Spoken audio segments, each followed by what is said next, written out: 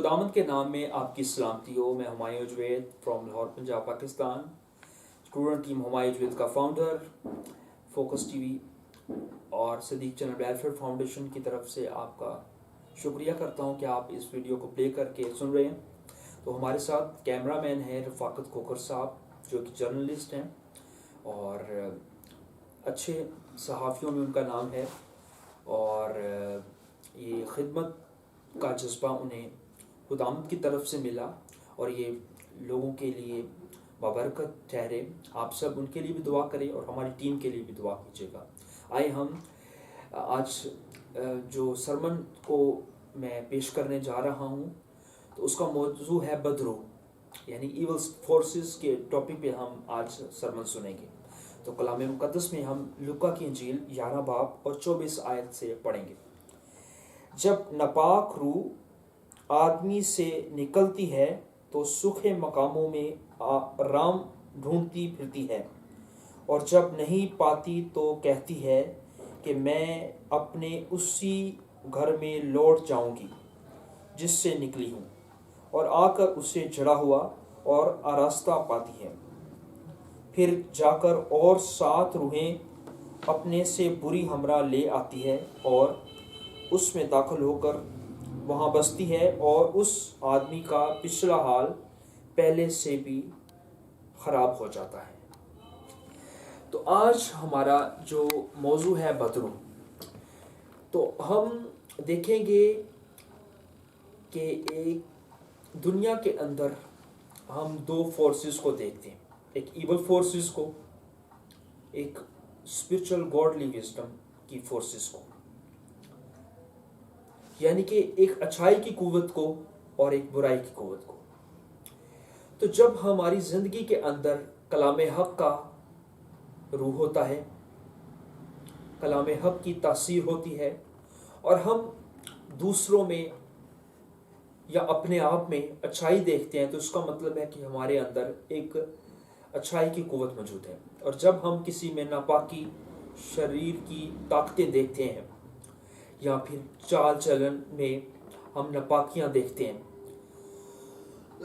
تو ہم کہہ سکتے ہیں کہ اس میں ایول فورسز ہیں۔ تو اگر ہم ایول فورسز سے بچنا چاہتے ہیں تو ہمارے لیے حق کے کلام کا ہونا ضروری ہے۔ اگر ہم حق کے کلام کو اپنے اندر رکھتے ہیں تو ہم ابلیسی تاثیروں سے بھی بچ کے رہیں گے، ابلیسی لوگوں سے بھی، برائیوں سے بھی بچ کے رہیں گے۔ تو ہمیں دعا میں ٹھہرنا چاہیے۔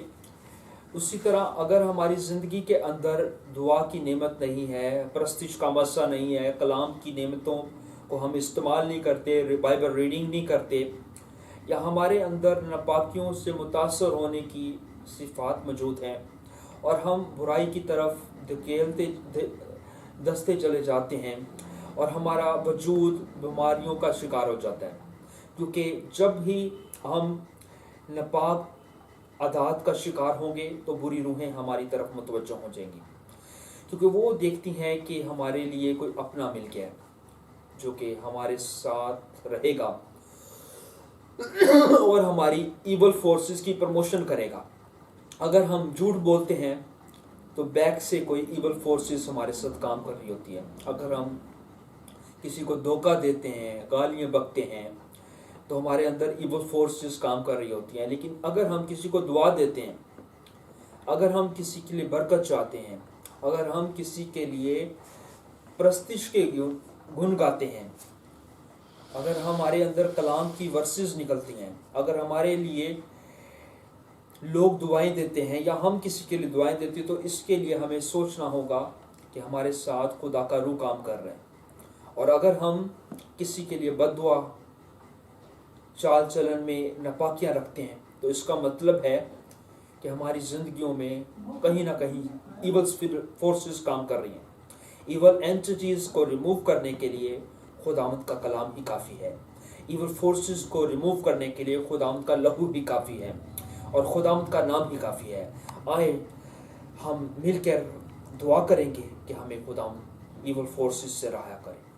قدوس مہربان خدا جلال کے بعد سے شکر کرتے ہیں کہ تو نے ہمیں اس سرمن کے وسیلہ سے سکھایا کہ ایول فورسز کس طرح ہماری زندگی میں آتی ہیں اور کس طرح کام کرتی ہیں، کس طرح ہماری زندگی میں تیرا روح آتا ہے، کس طرح کام کرتا ہے، کس طرح ہم برائی سے بچ سکتے ہیں، کس طرح ہم ناپاکیوں سے بچ سکتے ہیں اور پازیٹیوٹی کو سپریٹ کر سکتے ہیں۔ ہمیں خدا ایول فورسز سے بچا کے محفوظ رکھنا، ایول پیپل سے بچا کے محفوظ رکھنا، ایول اینٹیز سے بچا کے محفوظ رکھنا۔ ہماری زندگی میں جلال کی کثرت لے کے ہمیں برکت سے معمور کر، یسوع کے نام میں آمین۔ خدا باپ، خدا بیٹے، روح القدس کے نام سے آمین۔